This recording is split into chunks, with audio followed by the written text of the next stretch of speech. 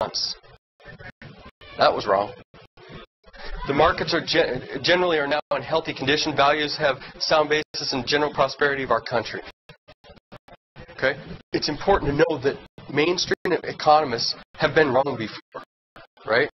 These two quotes make it sound like we're very comfortable with where we're at, and in the foreseeable future nothing bad could happen. And yet, what we found 2 weeks later was stock market crash. If you look back to 2005, a CNBC reporter was interviewing Federal Reserve Chairman Bernanke and said, what's the worst case scenario? We have so many economists coming on our air saying, oh, this is a bubble, talking about housing. It's going to burst and it's going to be a real issue. It could cause a recession. What's the worst case scenario? And Bernanke says, I don't buy your premise. It's a pretty unlikely possibility. Right? So what I think is more likely that house prices will slow, maybe stabilize, might slow consumption. I don't think it's going to drive the economy too far from its full employment path. That was before the housing bubble burst, right? Even though CNBC was already hearing from economists, look, this is a problem. But Bernanke and other mainstream economists like him were saying, no, it's not a problem. Look at what happened in 2008. His prediction was, by 2010, our most recent projections show output growth picking up. And unemployment rate, which at that point was 5.2% when he made this quote, edging lower. But that wasn't very long ago. That's 2008. And he's saying unemployment rate's going to go down. Okay? So I think it's just important for us to educate ourselves a little bit, right? And just make sure, just don't listen to everyone saying, well, it's going to be okay, it's going to be okay, without making sure that we are looking at our own indicators a little bit.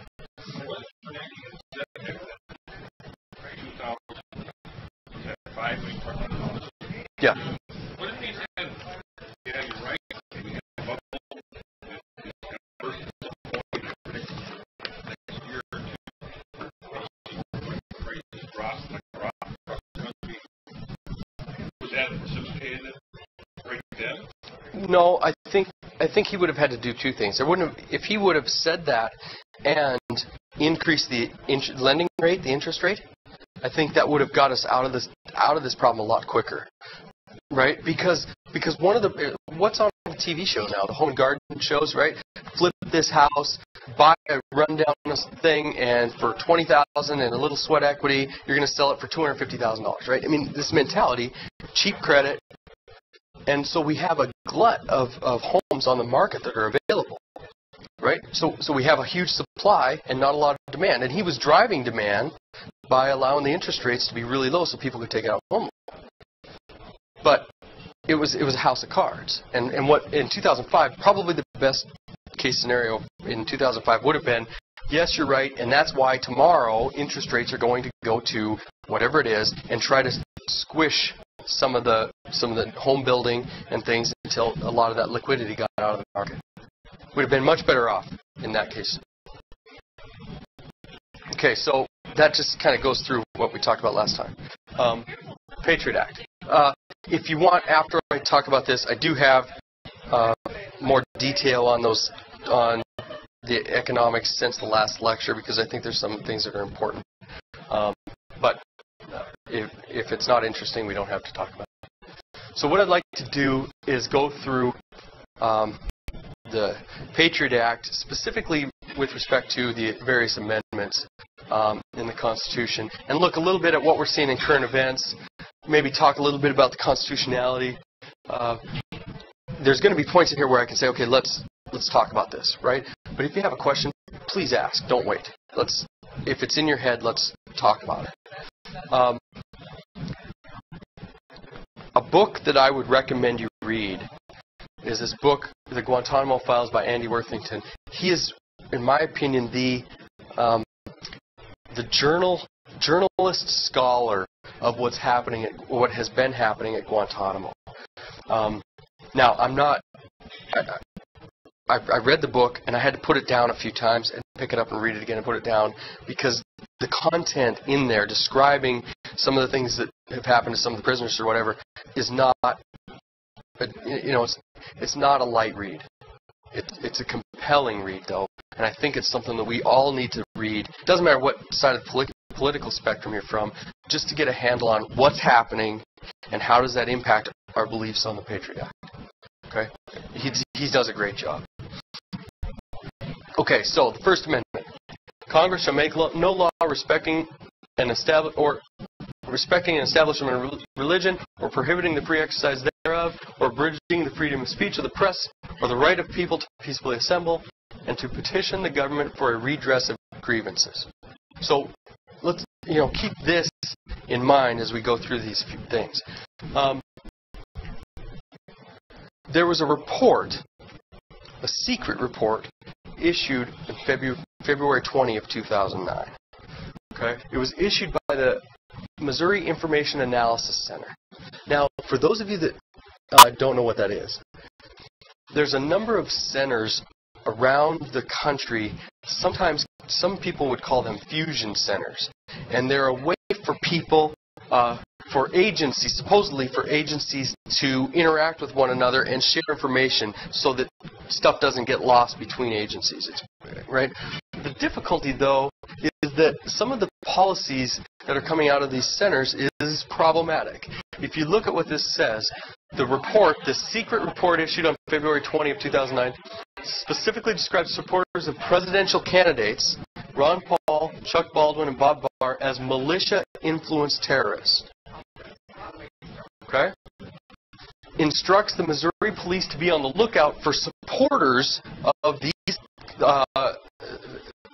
third-party candidates, displaying bumper stickers and other paraphernalia associated with the Constitutional Party, the Campaign for Liberty, which isn't a political party, or libertarian parties.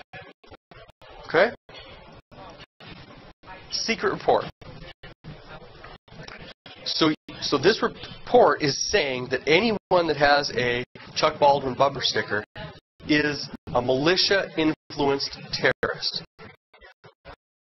That's trouble. Okay. March 11, Alex Jones. The report comes into Alex Jones' radio show.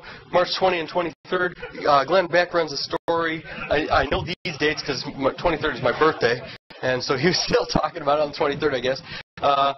You did see Fox News running a superficial story. It wasn't necessarily directly related to this event, but it was talking about this and fusion centers.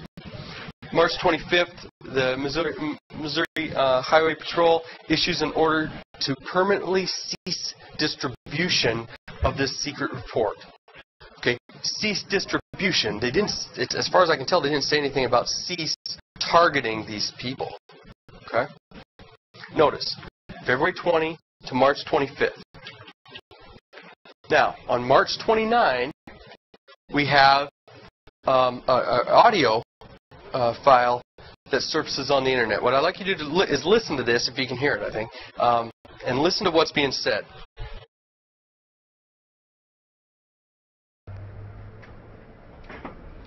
Is there any reason you're not answering questions? I'm not refusing any certain. I want you to see from what we're saying. You're coming in with some money, but you don't want to answer any questions about how much it is and it's in your possession. I mean, I'm saying I don't know. Is it a secret why you have money or something? I don't know the exact amount. You're asking where my employment is. I'm simply asking if I'm legally required. Well, the question is, why do you have this money? That's the question. That's the major question. Yes, sir. And I'm asking if I'm legally required to answer that question. Answer that question first. Why do you have this money? Am I legally required to answer the question? So you refuse to answer the question? No, sir. I'm not refusing. Well, you're not answering. I'm simply asking my rights I'm under asking the you law. a question, you're in return asking me a question. You're I not answering. I don't understand the law, sir, and as a law enforcement officer, I'm asking you for guidance. I can't guide you on answering the reason you have that money. Okay. Why not? Because I don't know you. I don't know why you have that money. I'm not your translator, right, or you're a caretaker or anything like that. So I can't answer that question. Okay. That's why I'm asking you about that. It's like if you were a law enforcement officer and you ask somebody inquiring about something, and they give you an answer, you're not going to guide them into what you want them to say. Right. You're just going to answer the question, or they would answer the question if you asked them. That's what I'm simply doing. Sure. And I'm saying I don't understand the law, sir, so I'm simply asking for your... It's not a question of the law now. It's a simple question